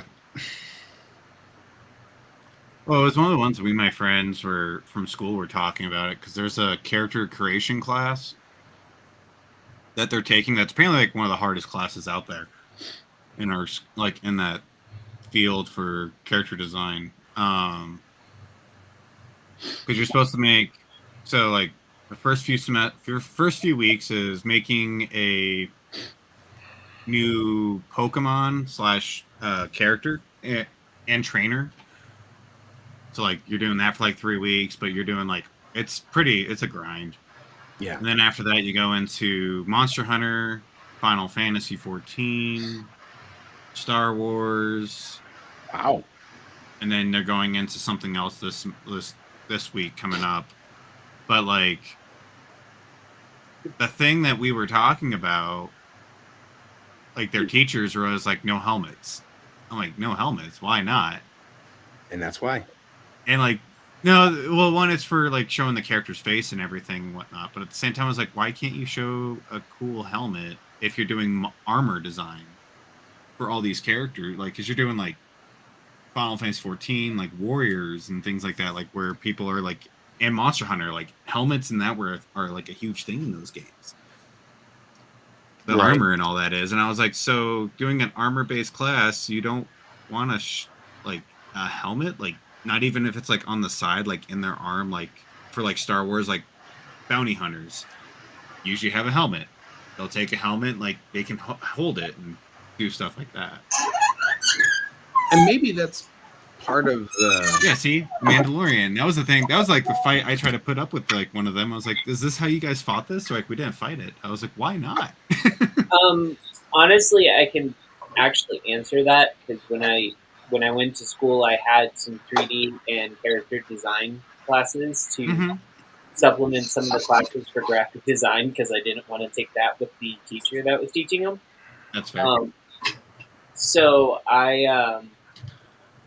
the reason someone asked in my class why we couldn't use helmets. They wanted people having the active practice of making faces with their characters. Oh yeah, but I was more saying like having like a helmet, like holding it in their arm at least. Yeah, no helmet like that. Yes, But they said that like the teachers keep saying no, you're not allowed to do that. I'm like, that doesn't make sense. Like for us, like if the character had a helmet, or we wanted them to have a helmet, we could draw the helmet, but it had to be placed on the body in a way where it wasn't really apparent that it was going to be a helmet worn 100% of the time. Right. So if it was like strapped to the back, like it was a face mask type deal because we had, we had the Victorian punk, steampunk. Oh. So some people made gas masks and death masks, but they were like kind of like put in areas where it made it seem like it was other parts of the costume. It's an accessory more than an actual. Yeah. Yeah. No, and I totally get that part too. Yeah, It's just like the descriptions that this teacher gives them because I have her send me the descriptions because I'm like, I want to know what they're saying because I'm like preparing myself for that class. Because you're going to be in that class, so probably going to be in that class. Yeah. And I'm just like, I don't understand these concepts. Like, you guys want these characters, but like the concept of this character is armor.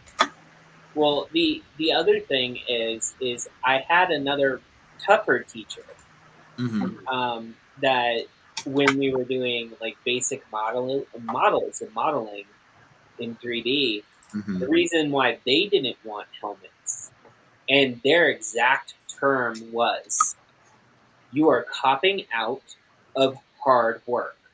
Right. And that is where some professors in that field basically feel like they need to enforce that.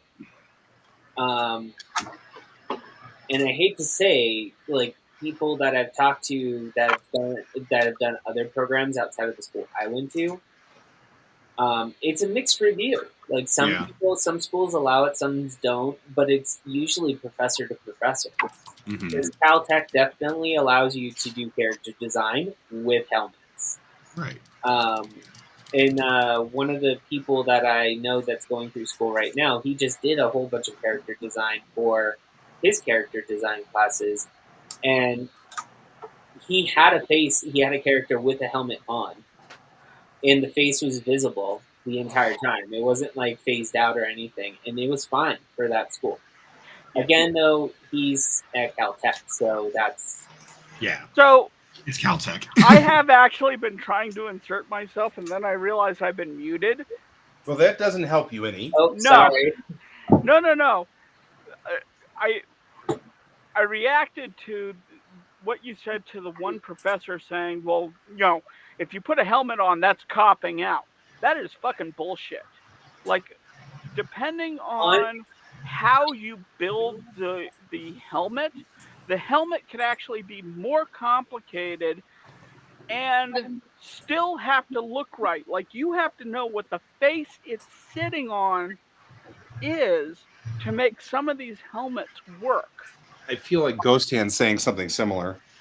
Yeah. Like if you look at, people have analyzed even the stormtrooper helmets, and they don't work, even though they're actually a physically modeled helmet that sits on the actor's head. They would not work in a battle scenario because they don't give you enough visibility. Oh yeah. Like, I think completely ignoring that's why they can't hit helmet design. Yeah. Is... But I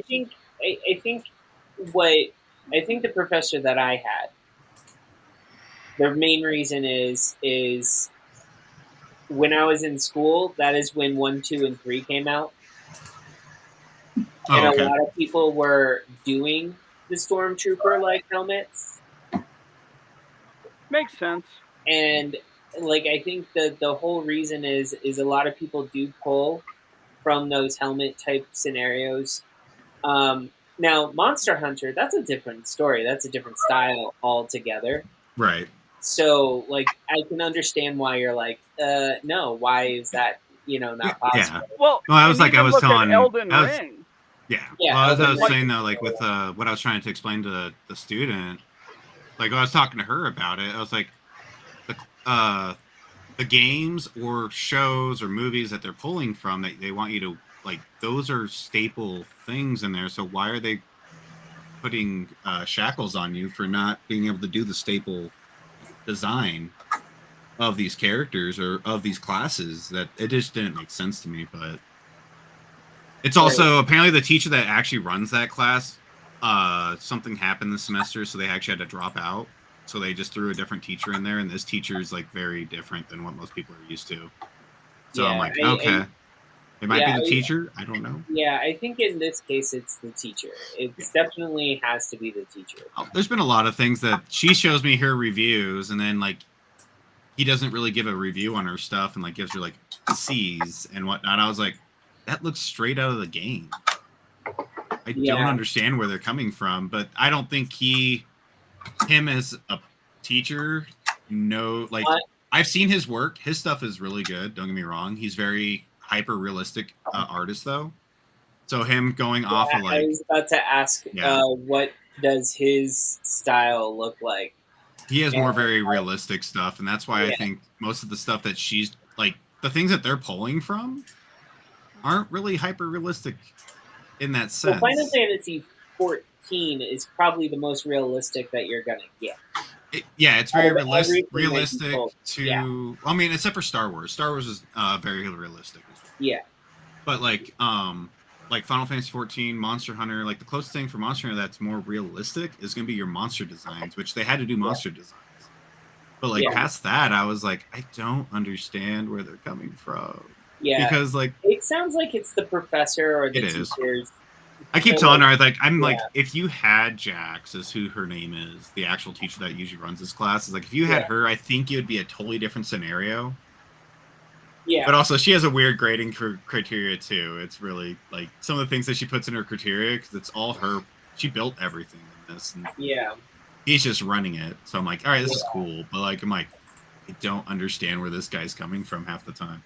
He also could be looking at everything and using his own art style as a base to critique everyone else. But it sounds like he's not properly critiquing of why he's giving these grades out. It also shows that there's a lack of maturity on his end for essentially not helping people understand what he wants to see from them. Mm-hmm. I know that sounds really weird, but like one of the first things that I was told when I went to school, and I still believe it to this day because the guy, he worked for the New Yorker. His name was Arthur Rockhour. And he told me outright, and the rest of my class, if you think you can get by just relying on what you do personally all the time, you're in for a rude awakening with every single one of the teachers here. Because I don't want to see what you normally do. I want you to do what I tell you to do. Yep. Right. And I think that's what goes back to most good art professors are upfront about that. Mm-hmm. Mm-hmm. And I don't know who else has gone to art school on this stream. I have. Okay. I mean, actually, Kat went to you have at least one. You have at least one honest professor about it. Yep, I did too. I didn't have that particular professor, but I knew of him. My professor, my primary one, actually was a sort of teacher. He was actually sort of the opposite. He was upfront, and that he told us that he will push us, But he also said that I understand that you guys have your preferences in what you do, and I will help you find out what your strengths are and then help you grow in that strength while also challenging you. And I think that is better than That's to say a cool professor. that's better than to say you're going to do what I freaking want you to. It's I see that you have, for example, I did not do inking before I met this teacher. Inking was not something I cared about. Comics was not something I cared about before I met this teacher. Mhm. So like it was this Uh-oh. teacher that said, "Hey, you're really good at inking. Have you thought about doing comics are dumb?" That was what I said. Like I was not, because I had just come from my animation. And so I'm thinking animation is far superior to comics. Blah, blah, blah. Like I was still in that mindset, and it was that professor that said, "Hey, you have a knack for this. I really think you should pursue this." So like At least look into it. Yeah. So like the lady with the voice again. Yeah, that's me. Hi, Pat. Hi, Pat. But yeah, so like he pushed me in that direction. And like even when I was doing my thesis, and like all of my professors were like, "You aren't allowed to make a manga. You're not allowed to make a manga. Like you have to make a comic." And they were pushing me to do this like painted style comic. Like, but and if you guys know me, I hate painting. Right. So like it was torture. Like they're doing that, but like I was still able to go to this professor who was ironically on my thesis team. That's awesome. And was yeah. Well, no, my thesis was terrible. Like I literally redid the 16 pages like 4 times because it was never not manga enough for them. So like that was a bad experience. But there are teachers at our school who are like, you have a really wide range of teachers who are like, you're going to do what I want you to do, and you're going to sit down, shut up, and not complain about it. And then there are teachers who look at each student as their own individual and says, hey, like you're good at this. I want to push you in that and grow in that, but I'm going to allow you to develop in a way that works for you, in a path that makes sense for you. So like there's 2 different types of teachers, I feel like, and then there's like the range in between. Right. And I wish more teachers were along the lines of, hey, I want to help you grow, because I was that anime kid at art school. And it really sucked because all except like 2 of my teachers hated it. So like I was constantly put down for being that anime kid at art school. And my painting teacher was the worst offender. Basically anything that wasn't realism or abstract was dirt. And you were only allowed to use oil paints. You weren't allowed to use anything else because it's the superior medium of all mediums. Like she was that kind of teacher. And I passed her class with a D-. Oh. Yeah, I passed, but well. How'd you pass on a D-? Because D's get degrees. I was 2 points above failing. I was saying that's the thing. D's do. Yeah. So what happened is we had to do these 12 by 12s. I feel like that doesn't mean what you think it means. And I had to do these 12 by 12s, and she was like, "No fantasy themes. She hates fantasy. No fantasy themes. Not allowed to do anything fantasy. Nothing mythical. I want to see real stuff." And since I'd been to Costa Rica when I was younger, and I knew she liked Costa Rica, I took Costa Rica. Well, what I didn't tell her is I will be taking Costa Rican animals and making mythological versions of them. And so she basically gave me the closest grade to failing that she could give me on that project, with like 1% above failing. And that dropped my grade. That was like 30% of my grade. And so because of that, I almost failed her class. I had a teacher like that. He and I just kept butting heads. Yeah. And I kept following every single thing to the T that he wanted to do. He wanted me to do. Mm-hmm. And the problem was like the more, he wasn't really pushing me to do like better. He was just like, I was just doing everything technically. And in the end, he was just like, you're not improving in my class. And I'm just like, honestly, I don't know what you want me to do because I don't like using Photoshop. And I had a teacher similar to that. I like doing everything I can. Mm-hmm. And he was just like, fine. What do you need to get so I don't ever have to have you in a class again? And I was like, give me a C. And so he's like, fine. Right? That's like, why would you say that to a student? Oh, no. And he said it in the middle of class. Like, everyone around him heard it. Mm-hmm. It wasn't just like some run of the mill thing. It was No, I'm with you. everyone. I had a And- similar experience, yeah. Yeah, I had I a was teacher that was that like, way the first time I went through college. Mm-hmm. Yeah. Kind of that way. Like he would sit there and like tell me like I'm not doing what he wants me to, blah blah blah blah blah, and I was trying to follow like everything he said. And I think it was finally on the final 2 projects. I did it up to the point that he wanted it to, and he's like, just keep pushing it, keep pushing it, and then I would like on the side build what I wanted. Mm-hmm. And then when the final came up, because how he did his final, like how he did his we did a class presentations with it. I would post what I actually was making and all that, and he's like, "Oh wow, this is," and it's completely away from what he's actually was trying to tell me what to do. And the only reason he would ever give me good grades was because everybody in the class liked it. yeah, He always switched his like review on my stuff. He's like, "No, this is terrible. This is terrible. Like you're not getting the concept. You're not getting." I'm like, "All right, cool, that's cool." Finally came the day then when we all had to turn him in and show him to the whole class, and everybody's like, "Oh, that's an awesome idea. I really like." He's like, "Yeah, I really like how you did that, and you did this," and I was like, "Fuck." Yeah, but going back to my original teacher, that particular teacher actually came up to me one day and was like, "You have a really good comedic style naturally, and I think you could blend it to if you wanted to use it commercially. I think you can do it in this way. Contact this person. They're looking for a logo, and they want a turtle that is, and he gave me the description. I drew something. I sent it to the guy.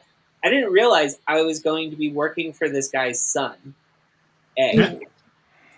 Like, I had no idea. So, like, he gave me, like, a job opportunity based off of what he saw in my class. That's awesome. But also at the same time, he is also the other one that, like, is, like, one of the teachers that I had that was like, maybe you should go into animation because you're not really, like, graphic design doesn't seem to be your thing. But the type of graphic design you do isn't actually for this market in Florida. You would actually have to go to Washington to actually do it and develop it even more. I think the oh, go ahead. Sorry, I was just gonna reply to Ghost Hand. Go ahead. So yeah, there are some things about his teaching methods that were really good, but you have to admit, like he was like in his late 70s, early 80s, 20 years ago. So I think though that like teachers need to consider that like you need to it's kind of like instinctual almost, and that's not the right word, but it's the word I'm going to use anyway, to like not force students, but like guide students towards what you are familiar with. That way you're able to give feedback to them. And then kind of like replying to what Ghost Hand said, I think it's a little bit different for artists versus like say math and science. Like in math and science, yes, there's multiple ways to solve a problem, but like, or just STEM in general, they're like you have creative thinking in STEM. Like my first degree was STEM, so like I'm not talking out of my ass here. But like my original first degree was STEM, so I'm not talking out of my ass. But like, sorry, bad words on Twitch. But like in arts it's different because there are a gazillion, there's no like set way to do anything. And things like STEM, there are generally set ways to do things. You can always think of creative ways to solve problems, but it's a little different than to say your style is wrong, this is not art. You can't, for example, take a math formula and say that's not science because it is science. You can't take so it's a little different when you have a student who is obviously naturally good at something, and to say that I think that what you're doing is not art and you need to change it for me, when that's their natural inclination. Like I get it, like you go to art school and you practice things that you're not good at. I had figure drawing classes. I hated my figure drawing classes because all they focused on was realism. And then when I audited a figure drawing for animators class, the difference between those two courses is night and day. Figure drawing for illustration majors was all focused on accuracy and anatomy and perfectness. And then figure drawing for animators was focused on gesture and pose, and like it had more leniency in its figure courses. And that I learned more in that one course than my 4 figure drawing courses for my illustration degree. So Oh, like, I can imagine how many disagreements they have in medical STEM sciences. oh, I But bet, yeah. Ghostman's been talking about how being a dentist, yeah, it's the same thing. thing. Like It was the same thing in medical school too, and it's like, that makes sense. Yeah, I guess I hadn't thought about it that way. That makes sense. yeah. I mean, but also at the same time, like I appreciated teachers that were upfront about that and were a little bit harsher, but like in their own way, they were kind of the better ones because they kind of let like you basically had to do what they wanted. Yeah, teachers are like politicians. Yeah, they are. But Oh, that's I funny. think what most people don't realize is like when I first told people when I just got out of when I just graduated art school with my bachelor's, a lot of people were like, "Oh, you went to art school? Oh, okay." Like I was somewhat like kind of like not intelligent or something like that. That I went to an art school instead of a regular college, Right. and You joined us, Oh, Raph. look who it I is. was. Hey, what's up? Yeah, I actually didn't see you because we have He so many actually is people on the alive. left-hand side. You were literally below the bottom of the screen, and I was like, "Wow, I've never had this many people on the show before." Yeah, it looks like you guys are doing pretty good. Yep. Are you working for Lots of people Image? going on here. So the blue screen is Cat. Raph? Oh, hey, Kat. Hey man, hey, sorry, I'm doing NDA stuff, so I can't share it. But I figured I'd be here anyway. Another 10 minutes. But Hi, Christina. Hi, Christina. Hi. hi, Christina. Hello. I cheer my face, but I don't have a webcam, so. I hope to see you two this Hi, weekend. Coda. This weekend? Yes. For what? What's this I will weekend? just test it. I will just message your wife. Oh.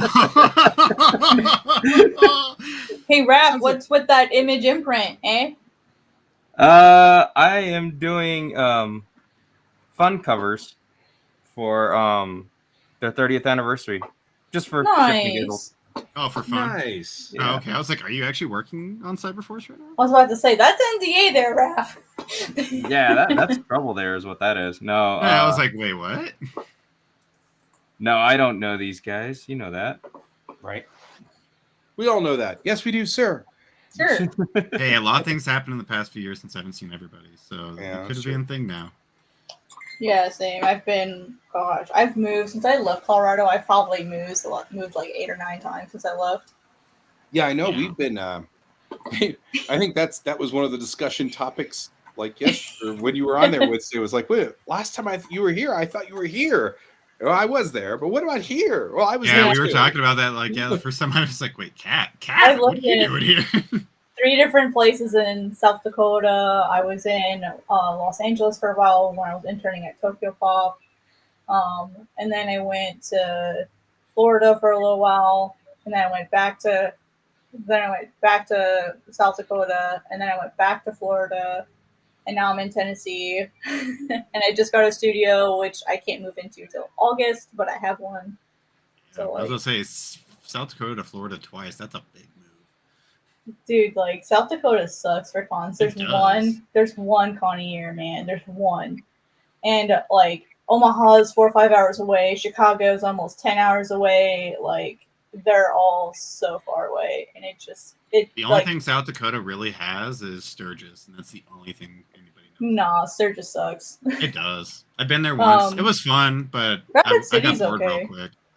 They have pretty national parks, which is great I was for gonna say, the drawing. national parks are beautiful. Yeah. I learned a lot about drawing nature while I was living in South Dakota. So it My helped me with, family's my from background North and stuff. South Dakota, and literally all of them that left, they all said the reason why they left is because they all knew they were all going to be turned into alcoholics and drug if they stayed. For me, it's just the politics, but just the politics of the state. But oh, there's that too. But like most of them, that's all they ever said. They're like, no, we all left for that reason. I'm like, that's fair. That's a good reason to leave.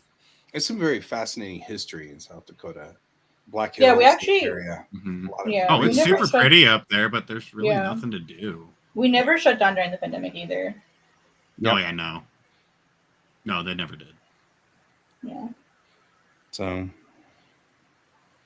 Which was weird. Let me tell you, watching all y'all going through it, and then me not experiencing it, let me tell you, it was the weirdest shit. It was like living in Twilight Zone. I It was was like, weird. is this a real thing? Is this really happening? Because like everyone kept talking about it, and I was like, really? Is this like, is the world pranking us? Like what? Right. Well, and you can kind of see how like a certain faction of people would start to believe that because they were out far enough away that they weren't getting the effects of it. You know, Yeah. they were far enough out into the nowhere's land of and America has a lot of nowhere's land. Yeah. I mean, like all you have to do is drive between two cities and you can see. I mean, like Kansas is a great example. You just drive out across Kansas, there's nobody out there. And it's just so weird. It's like you could see people who are Kansas, Oklahoma, South Dakota, all of those areas where there's like, 20 people and a sheep. And a sheep. And like We that's have totally how if you've got that, well, of course they're not seeing COVID spread. Oh yeah, we have like 800,000 nobody's people in our talking to state. anybody. Yeah, we had like 800,000 people in the whole state, and over 200,000 of them lived in just my city. Right. So like a quarter of the state lived in one city, and from Rapid City to South Dakota is like, or to Sioux Falls was like a 6-hour drive. Yep. With like almost no towns in between except Pierre, which is super tiny anyway, even though it's the capital. Like there's nothing there. Yeah, everybody gets Rapid City. Everybody thinks Rapid City's their capital because there's a lot of stuff there, but it's actually That's kind of like everybody thinks Houston's the capital of Texas, because it's a huge not? city. It's not. Austin. No, it is Austin. I was gonna say Dallas, but Dallas. Hey guys, I gotta go. I've got a meeting in 2 minutes. See so you. that's fine. later. I gotta get going anyways here soon. Take it easy, guys. Okay. Bye, Kat. Thanks. See ya. See ya. How are you, Raph? I'm all right. Good. Kind of Working hanging on out fun there stuff doing right now, artwork taking a break. There you go. with your water tattoo. How's your new place? It's good. Lots of room. Ooh. So like For fun this is activities. kind of an office space now, so it's kind of cool. There you go. That's nice. So are we doing a barbecue thing anytime soon? were, Yeah, but then it got Christina canceled. wanted to do a Kingdom Hearts barbecue. I know, and it got canceled. I was getting ready to go. I was like, all right, cool. I'll get off work here. I can start leaving, and I saw it cancel. I was like, oh, never mind. Yeah, nobody was coming and people got sick, so Oh, just that's figured, better. hold That off. makes sense. Well, and some of us didn't respond. Yeah, there's a lot of I people noticed didn't that, like, respond. I was like, Guy. oh, that's a thing. I probably should tell them that I'm going to be there. No, I didn't respond. But I know she's rescheduling it, so Oh, okay. yeah, it'll happen. She's too big of a Kingdom Hearts fan for it not to happen. That's fair. But as long as she keeps it simple and clean. What was that, Brian? Brian's very Be far quiet. away. He made a pun about simple and clean, folks. Oh, okay. About I what? said so long as she keeps it simple and clean. Okay. Oh. Please tell me you know that reference. I don't play the game. I do. Good. It's the first song from the very first game. Yeah. No clue. But I can't be in every fandom. You can try. I have a good portion of my brain devoted to Star Trek. I mean, really. A good portion? Like a significant portion of my Like a brain. is 90% devoted to Star portion? Trek.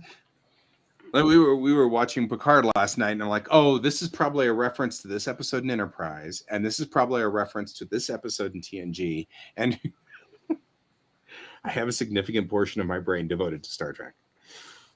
It's a thing. Hey guys, check it though. I've got layouts for the first 5 pages. I'm actually pretty happy. They actually look pretty cool too. And I'm doing the hybrid thing. So, like this panel right down here. Let me get a red pen because it's going to be hard for you guys to see. This panel right here is part of the webcomic panel That's not actually a panel that belongs. Oh, I was like, print. Pepper's page? No. Oh, Pepper's putting up a page. Did Pepper get seized, or are you just? No, he's just holding it. Just really still. You're just very, very still. Pepper's doing a page. Look at that. I like it. I like it.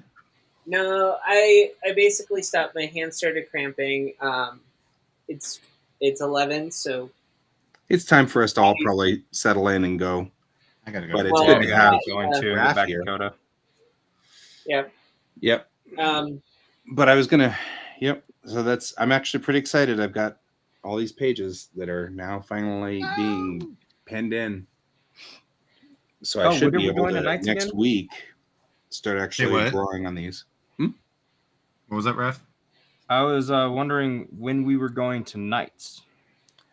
If that was still a thing. It is still a thing, and I know we're switching. Well, we'll have to do it by June, so we probably should do it mid-May, and then that way. Or we do it at the beginning of in 1 week. It's been 1 week. What do we think, guys? I looked at you. Want to move to nights in the beginning of May? I'm be fine cool with it. Depending on the time, yeah. Well, I was thinking of first just show flipping will 12 be- hours. So The first show will be on my birthday, right. if that's the case. So it's a birthday party for you. I think my wife is really trying to push for 10 to midnight instead of 9 to 11. She's really pushing for that so that everybody can go to bed and then get out of here before get out of, because you said 10 to midnight. Yeah, 10 to midnight. Oh, I could do 10 to midnight. I should be able to do that. Brian? I can do that, no problem. Pepper? It depends on my mood, but yes. That's a fair answer. It's your birthday. You'll be fine. Well, then let's move to 10 to midnight as far as that goes. And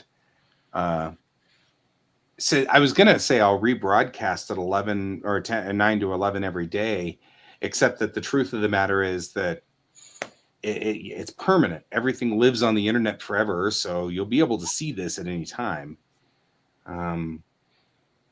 What I might do is put like a transmission buoy sort of thing that broadcasts every morning that just says, hey guys, remember we've moved to 10 to midnight, Okay. And that way the daytime guys, because I'm worried like Ghost Hand, that's going to be tough to keep Ghost Hand. It's going to be tough to keep Hone as well because we're at a different time of day for them. I mean, for them, that'd be like early mornings for them, wouldn't it? For Hone, it might. Well, okay, so right now for Hone, it's the middle of the night, yes? Yeah, because in Japan, it's 2:03 a.m., and they're back 2 hours, so it's midnight right now for them, for Hone. So if we switch, it'll be 2 in the afternoon, which might still be fine, depending on what they're doing. Yeah. But for Ghost Hand's in Brazil, so that's south of here, but I think they're over 2 hours, so they're like on Eastern time, effectively. All right, guys. Sorry, I gotta take off. See you later, bro. It was good to have you for the few minutes. We will switch to, so let's just plan to go on ahead and start making the switch over in May. All right, cool. Okay. Keep me updated. My memory sucks. Yep, that's good. We'll do. It's all right. Later, guys. See you later. All right, I gotta go to work. You gotta go to work. Yep. Honestly, Legitimately, I gotta go too. But yeah, so anyway, we'll start switching over in May. Okay. So May. in a week we'll start doing that. May. It's gonna See y'all happen. later. Hey. And I'll get us new opening and closing credits too. Okay. All right. Cool. Keep your eyes on the See y'all later. stars. And everybody remember to keep your eyes on the stars. Yeah. Bye-bye. Bye. Ah!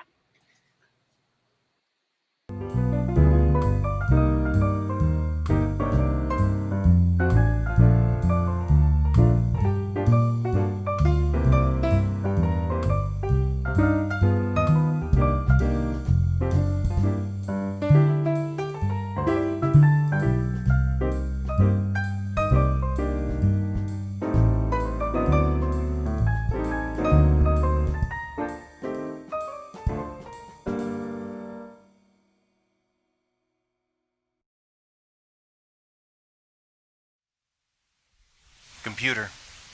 Good night.